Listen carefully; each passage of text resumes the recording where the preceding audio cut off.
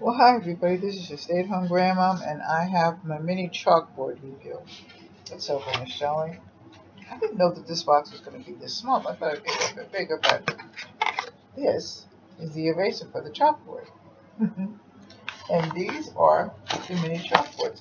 And there's 18 of these in here, along with the little easel in the back.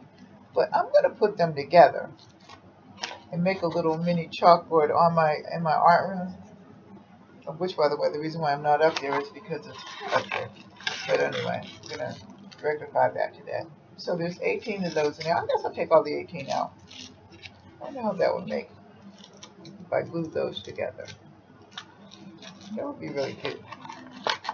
Because, like I said, I'm not going to take all the 18 out. But there's 18 of these, and like I said, there's easels in the back. I'm going to use them for something. I'll find something to use them for. You know me. So anyway, if you like this, like, share, and subscribe. Leave a comment in the comment section, and I will leave my stuff in the comment section also as well. And I will talk to you later. I love you. Take care. God bless. Be safe because it's hot out there. Bye-bye.